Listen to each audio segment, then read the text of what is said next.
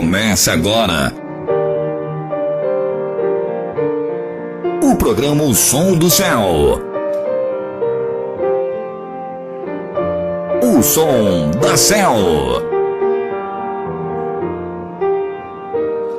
Para o aconselhamento, vamos ao aconselhamento, são 10 horas e 8 minutos e a pergunta que me chega é: Céu, como eu lido com o desespero? Eu sou uma pessoa crente, eu temo do nome do Eterno, eu temo do nome de Yeshua, mas eu estou atravessando momentos na minha vida onde o desespero tem batido a minha porta de um modo extremamente violento.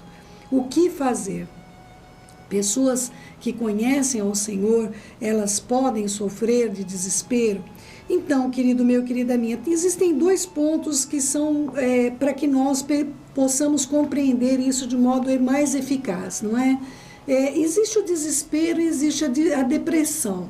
Não é? A depressão nós até já tratamos aqui no programa, mas o desespero ele é diferente da depressão, porque a depressão a pessoa não tem vontade de fazer nada. Mas o desespero sempre leva a pessoa a fazer alguma coisa. Você compreende isso? Então nós temos que saber a divisão entre o que é o desespero e o que é a depressão. A depressão imobiliza a pessoa. Aliás, hoje é o maior caso, não é? Maior índice de causas de pessoas que perdem dia de trabalho, que perdem a qualidade de vida no nosso país e no mundo é a depressão. Porque a depressão ela imobiliza, ela faz com que a pessoa não tenha forças, não é? Ao contrário do desespero. O desespero ele sempre vai levar você a agir, e quando você age, como diz a palavra do Senhor, peca quem é precipitado, peca quem age com precipitação. Então vamos compreender algumas situações de desespero, tá bom?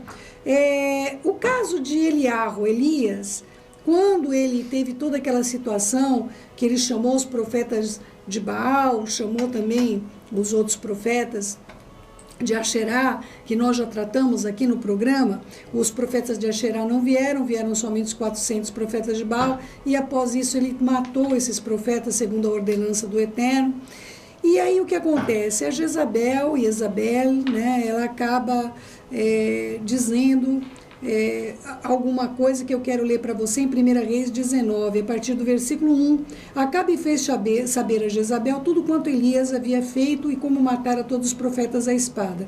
Então Jezabel mandou um mensageiro a Elias dizer-lhe: façam-me os deuses como lhe aprouver, se amanhã a essas horas eu não fizer a tua vida como você fez a cada um deles. Temendo, pois, Elias levantou-se para salvar a sua vida. Se foi, chegou a Berseba, que pertence a Yehudá, Judá, e ali deixou o seu moço. Ele mesmo, porém, foi ao deserto ao caminho de um dia, veio e se sentou embaixo de um zimbro e pediu para si a morte, e disse: basta, toma-me agora, ó Senhor, a minha alma, porque eu não sou melhor do que meus pais. Então ele ficou numa ação de desespero. Muita gente pensa que Elias teve aqui uma ação de depressão, mas não foi, meu querido, minha querida, porque a depressão imobiliza,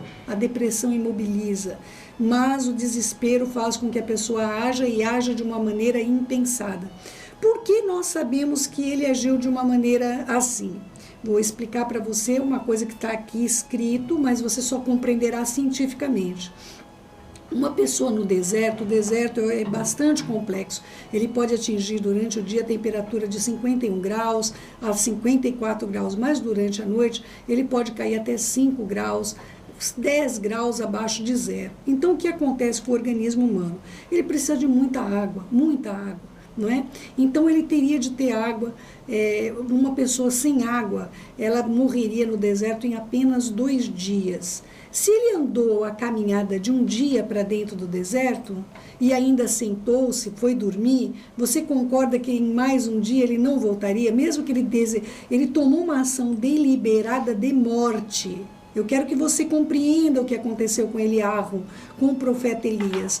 Ele tomou uma ação, como ele criou um contexto onde, mesmo que ele se arrependesse, ele não poderia voltar atrás. Ele estava decidido a morrer. Ele estava decidido. Ele não tiraria a vida dele de modo próprio, mas ele agiu de uma maneira que a vida dele seria retirada, mesmo que ele se arrependesse, porque ele ainda foi dormir. Então ele passaria a noite no deserto. Para voltar, ele não teria mais nenhum tipo de condições e de hidratação para chegar com vida. E é tão deliberado o que ele fez que ele deixou o moço na cidade. Ele foi a caminho de um dia, mas antes disso ele já deixou a pessoa que o servia na cidade. Então você precisa compreender uma ação de desespero de uma pessoa que é um profeta do Senhor. No caso de Eliarro, esse desespero se abateu devido ao grande trabalho que ele fez para o Eterno. Tá bom? Então, olha só, meu querido, minha querida, depois de você realizar um grande trabalho, mas um cansativo trabalho para o Senhor, provavelmente essa situação pode vir se você passar por uma situação de opressão, uma situação de descaso, uma situação de que as pessoas queiram te fazer mal, é sujeito o ser humano, o seu sistema mental estar aí subordinado a uma situação de desespero. Vamos lá agora falar a situação de desespero. Nós vimos uma situação de desespero num justo sendo ameaçado. Agora vamos para uma situação de desespero de uma pessoa que está fora da vontade do Senhor. Uma pessoa que está completamente fora da vontade do Senhor. O que acontece com ela numa situação de desespero? Você vai ouvir sobre o rei Shaul, que não era rei, você já sabe, ele foi ungido príncipe do exército do povo de Israel, seria ungido rei, mas não foi, não é? E aqui trata-se justamente do final da vida dele. 1 Crônicas 10, a partir do versículo 3. Agravou-se muito a peleja contra Saul, os flecheiros o avistaram e ele muito temeu. Então disse Shaul ao seu escudeiro: arranca a tua espada e atravessa-me com ela, para que porventura não venham esses incircuncisos a escarnecerem de mim. Porém o seu escudeiro não quis, porque temia muito. Então Shaul tomou a espada e se lançou sobre ela, vendo, pois, o seu escudeiro que Shaul já era morto, também ele se levantou sobre a espada e morreu sobre ele. Depois nós sabemos que ele ficou ainda preso aqui na espada e foi uma amalequita que o destruiu, mas o que importa é que você veja que nas duas situações você vai ver a palavra medo associada ao desespero. Então, no caso de Eliarro, ele temeu muito e ele se levantou, inclusive você vai ler lá no versículo 3, já começa temendo Eliarro, ou seja, o medo. E aqui novamente nós vamos ver, no caso de Shaul, o medo também vindo sobre ele. Uma das coisas mais importantes para que você não entre nem em depressão, nem em situação de desespero, é que você não permita que esse sentimento avassalador, que é o medo é um sentimento avassalador. Nós não temos estrutura para lidar com esse tipo de sentimento. No caso de Shaul, de Saul, rei Saul, ele fora do caminho do Senhor, já tinha consultado uma necromante, já tinha feito 2 provas que o Eterno realizou sobre eles de modo errado. Aqui ele toma uma direção, na direção da morte mesmo. Ele vai, como diz as Escrituras, não é? Todo aquele que rejeita a sabedoria ama a morte, como está escrito isso em Provérbios. Todos aqueles que rejeitam a sabedoria do Eterno, eles amam a morte. E a morte, você sabe, meu querido, minha querida, a morte é o último inimigo que será vencido. O nosso Senhor já venceu a morte, mas ela ainda opera sobre a terra. Ela é o último inimigo que será vencido, ela vai ser lançada no lago de fogo. Ela realmente será destruída e aniquilada. E o justo, céu, o justo que está numa vida prática, um justo que nasceu de novo, você não tem nenhum exemplo na nova aliança, porque esses 2 casos é de um rei da antiga aliança, é de Eliarro na antiga aliança, mas o nosso Senhor não tinha vindo ainda, né? Hoje em dia, será que a gente tem desculpa para ter desespero? Nós que somos aqueles que nasceram de novo. Vamos ler lá, meu querido, minha querida. 1 Coríntios 1:8. Quem está falando? Shaul Hachaliah, o apóstolo Paulo, o emissário Paulo, não é? 2 Coríntios, capítulo 1, versículo 8. Porque não queremos, irmãos, que ignoreis a natureza da tribulação que nos sobreveio na Ásia, porquanto ela foi acima das nossas forças, a ponto de desesperarmos da própria vida. Então, meu querido, aqui quem está falando é alguém que nasceu de novo. É alguém como eu e como você, que tem o testemunho do Mashiach, que tem o testemunho de Jesus, não é? Tem o testemunho de Yeshua, nosso Senhor e Salvador. Então, meu querido e minha querida, olha só, nós temos 3 casos. Uma pessoa trabalhando para o Eterno, entrando em desespero. Um grande rei, fora da vontade do Eterno, entrando em desespero. E nós vemos aqui, no caso do rabino, do querido Shaul HaShaliach, também agindo numa situação de desesperança, numa situação que ele atravessou na Ásia. Tá bom, meu amado, minha amada? Então, o que acontece conosco, Céu? Agora que eu já entendi que qualquer um pode cair em desespero. Mas o que nós, numa situação que vem um desespero sobre nós, qual é a reação que nós deveremos ter? Meu querido, minha querida, a reação nossa no desespero sempre vai ser de fugir.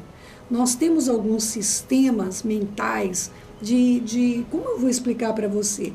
É como uma autossobrevivência, como um instinto de sobrevivência. É como se você fosse estar numa condição aonde você necessita lutar pela vida. Esse instinto de sobrevivência sempre vai te levar a fugir. Quando eu tinha 11 anos, eu sofri uma situação de abuso, infelizmente, muitas agressões físicas dentro de um lar que deveria me amar e proteger, e com 13 anos de idade, o que eu fiz? Eu fugi de casa e encontrei um abismo maior do que aquele abismo que eu estava vivendo, porque um abismo sempre chama outro abismo. A fuga, meu amado, minha amada, fuga da vida, fuga do problema, nunca é a solução. E essa palavra, ela vem sobre todo mundo, meu amado e minha amada. Olha só, vamos falar do rei Davi, que eu amo e admiro com todo o meu coração. Este homem que já está na glória do Senhor é o meu companheiro, por meio de salmos, por meio da vida deste homem que eu amo de todo o meu coração. Não é à toa que Yeshua é chamado de filho de Davi, porque realmente esse homem consegue traduzir muitas coisas que eu não consigo explicar do meu próprio modo de falar, mas eu lendo o que ele escreve, eu digo, é isso, Davi, Melech Davi, você conseguiu colocar por meio da Ruach exatamente o que se passa comigo. Vamos ler lá Salmo 55, versículo 6, olha só. Se eu tivesse asas como a pomba, voaria para um lugar de descanso, fugiria para bem longe, eu moraria no deserto, bem depressa procuraria achar um lugar seguro para me esconder da ventania e da tempestade. Então, meu amado, minha amada, nós sempre vamos querer fugir do problema que nos aflige e causa desespero. Quem é que gosta de ter problemas?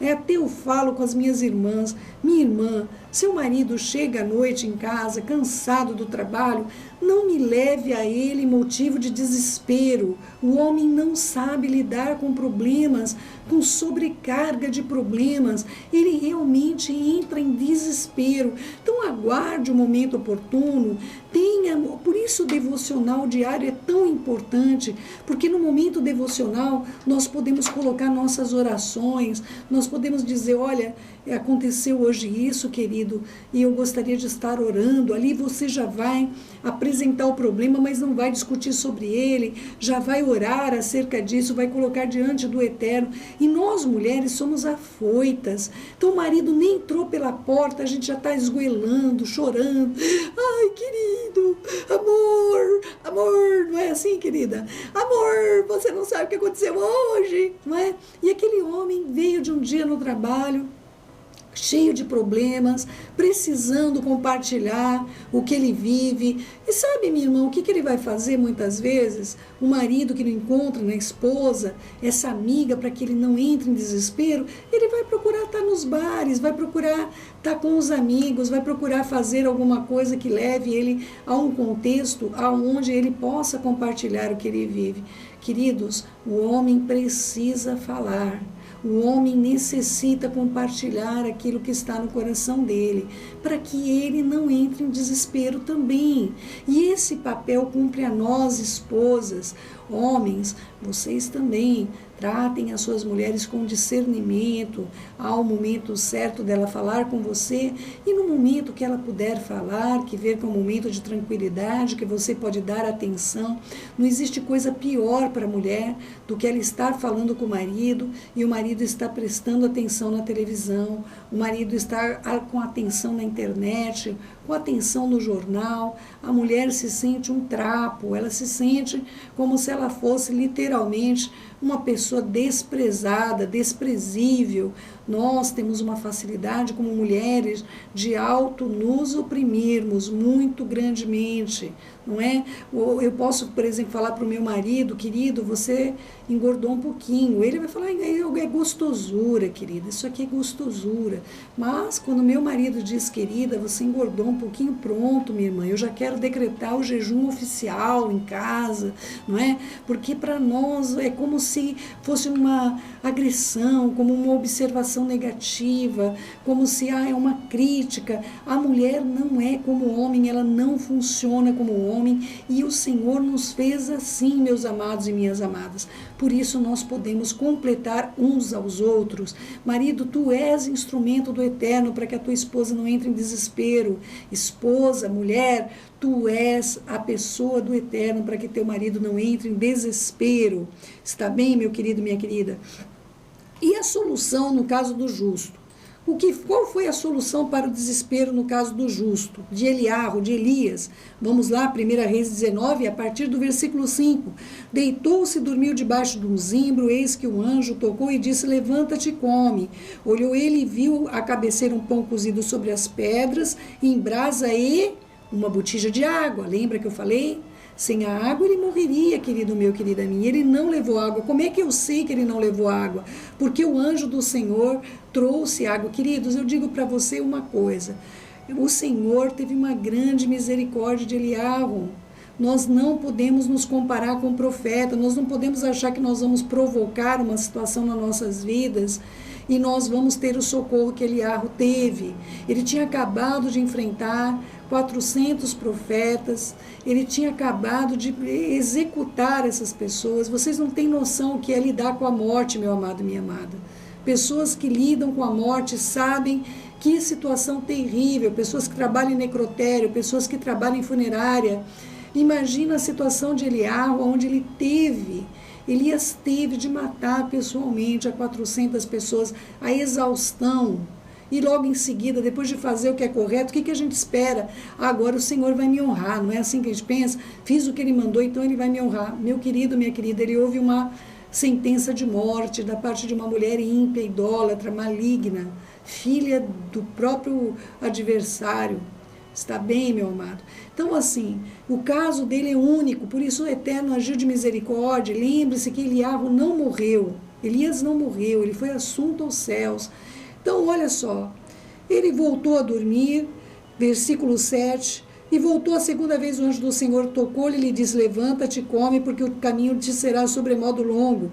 Levantou-se, comeu e bebeu. Então, de novo eu sei que foi dado a água novamente para ele. E com a força daquela comida caminhou 40 dias e 40 noites até Horebe, o monte do Eterno.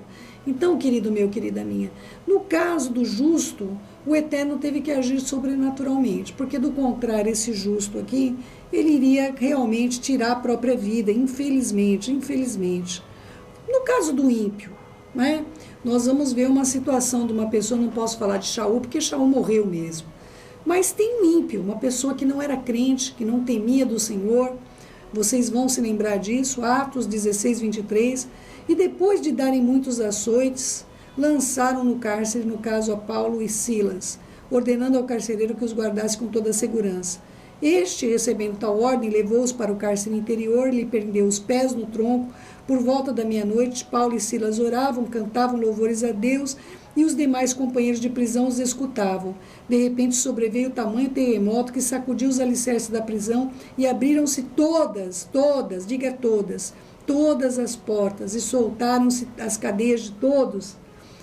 O carcereiro despertou do sono e, vendo abertas as portas do cárcere, puxando da espada, ia suicidar-se. Por que ele ia suicidar-se, meu querido e minha querida? Você precisa compreender a lei romana. A lei romana dizia o seguinte: você perdeu o soldado, o prisioneiro, você como soldado perdeu os prisioneiros que eram de Roma, você vai ser morto e sua família, e a sua casa. Então, o que ele pretendia? Ele se matando, a família dele seria salva, seria poupada. Ele assumiria o erro sobre ele. Por isso você tem de entender o que é dito depois: crê no Senhor Yeshua e tu e tua casa será salvo. Por quê? Porque a família dele ia morrer, meu amado, minha amada. Se os prisioneiros tivessem fugido, e aí as pessoas pegam esse texto e colocam lá para a família dele, achando que o Eterno tem obrigatoriedade de salvar toda a família da pessoa. Querido meu, querida minha, essa salvação, o termo salvação que está aqui no grego para o carcereiro, é salvação de vida. Crê no Senhor Yeshua e você e a sua família não vão passar pela morte de Roma, não vão passar pela justiça de Roma, não é? Então ele iria se suicidar num desespero quando ele viu, mas no escuro, porque tanto o carcereiro não podia vê-los e eles também não podiam ver o carcereiro. Mas aqui no caso, nós vemos uma ação sobrenatural da Ruach vindo sobre Shaul HaShaliach, vindo sobre o apóstolo Paulo e mostrando para ele que aquele carcereiro iria suicidar-se. E aí ele grita em alta voz: não te faças nenhum mal, todos nós aqui estamos. Então o carcereiro, tendo pedido a luz, fica claro aqui que ele não podia vê-los e nem eles podiam ver o carcereiro. Isso foi uma revelação da Ruach, uma revelação do Espírito Santo. Então o carcereiro, pedindo a luz, entrou precipitadamente, tremendo, prostrou-se diante de Paulo e Silas e depois, trazendo-os para fora, disse: Senhores, o que eu devo fazer para ser salvo?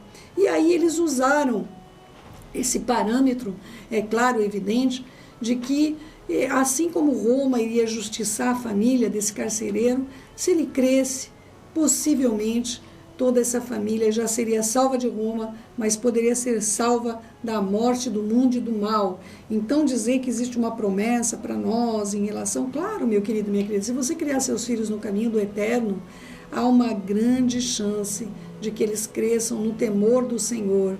Ensina a criança no caminho que deve andar e quando crescer não se esquecerá dele, não se desviará, viu, querido meu, querida minha? Essa tradução, infelizmente, também está errada.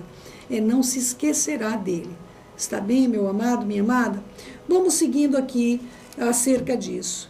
E também com relação a um justo nascido de novo, como é o caso de Shaul HaShaliach, ele diz o seguinte, na continuidade do texto que nós lemos, 1 Coríntios 1:9, contudo, já em nós mesmos tivemos a sentença de morte, para que não confiemos em nós, em sim em Deus, que ressuscita os mortos, o qual nos livrou e livrará de tão grande morte, em quem temos esperado e ainda continuará a livrar-nos, ajudando-nos. Também vós, com as vossas orações ao nosso favor, para que por muitos sejam dadas graças ao nosso respeito, pelo benefício que nos foi concedido por meio de muitos. Então, meus queridos, a esperança venceu o desespero. Olha que coisa linda. Embora eles tivessem desesperado até da própria vida, contudo, embora tivessem a sentença de morte, não confiaram neles mesmos, mas na esperança. Temos esperado que o Eterno continuará a nos livrar. A esperança, ela é avessa ao desespero. E eu quero falar um pouquinho sobre o rei Davi, ele perseguido pelo governo vigente. Gente, imagina vocês agora, querido meu, querida minha, serem perseguidos pelo próprio governo do seu país, não é? Ele teve de levar a família dele, os pais e os irmãos, já tinha problema com os pais e os irmãos já não viam ele muito bem, teve que pegar a família toda e levar lá para a terra de Moabe, uma terra que era dos inimigos de Israel, porque Davi também tem descendência moabita, por meio de Ruth, uma moabita, não é, que se casou com Boaz, uma ancestral do nosso rei querido.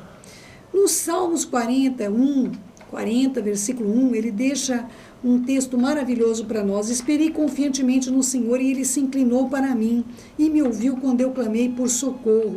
Tirou-me de um poço de lama e perdição e colocou-me meus pés sobre uma rocha e firmou os meus passos. Essa rocha é o nosso Senhor Yeshua, meu querido, minha querida. E Ele é o lugar. Quer fugir? Foge. Foge na direção dEle. Foge para Ele. Foge para estar com Ele, não é? Salmos 33, versículo 18, ele ainda diz: eis que os olhos do Senhor estão sobre os que o temem e sobre os que o esperam na sua misericórdia. Esperar, meu amado, esperar contra esse desespero é a esperança. Quero ler mais um salmo, Salmo 31, versículo 23. Amai o Senhor, vós todos os seus santos, porque o Senhor preserva os fiéis, mas retribui com largueza o soberbo. Sede fortes, revigorem o vosso coração, vós todos que esperais no Senhor. Por que eu tenho que revigorar meu coração quando eu espero no Senhor? Porque demora a resposta, meu querido, minha querida. Por que a maioria das mulheres brasileiras optam por cesariana? Porque não tem paciência para esperar o parto normal. Cria um trauma para a criança, cria um trauma para ela mesma, porque não consegue esperar os 9 meses se cumprirem. Um bebê nascido antes do tempo, meu querido, é um problema. Um bebê nascido depois do tempo também, não é? E nós temos de ter muito, muito cuidado com as nossas vidas, para que nós possamos não agir pela nossa vontade no momento de desespero. Salmos 27, versículo 13. Eu creio que verei a bondade do Senhor na terra dos viventes. Espera pelo Senhor, tem bom ânimo, fortifique o teu coração, espera, pois, pelo Senhor. Esta é a receita que eu deixo para você, que na verdade a Ruach HaKodesh deseja, o Espírito Santo de Deus deseja para você em relação ao desespero. Então, que você possa esperar, pois, pelo Senhor. Tenha bom ânimo. Eu jamais vi ninguém que tivesse confiado nele e que tivesse sido envergonhado. E eu posso te dizer, meu querido, que nesses 30 anos de caminhada ao lado dele, ele tem sido extremamente fiel e bondoso para com a minha vida. Querido meu, querida minha, você precisa de oração? Entre em contato conosco, 3313-9017. Você quer o meu Facebook? Olha só, entra aí em contato comigo no www.facebook.com/cel, cel com S, tá bom, meu querido? Cel de Selumiel, cel.mendes, tá bom? sl.mendes. Facinho de você me localizar, tá bom? Eu fico ali aguardando o seu contato para a sua oração, para aquilo que você necessita e para os aconselhamentos. Sua pergunta para mim é muito importante. Deixo também o meu e-mail. Olha, facinho de guardar, celfm@bol.com.br, celfm@bol.com.br. Nós ficamos aqui com uma música e já voltamos com mais um aconselhamento especial para o seu coração.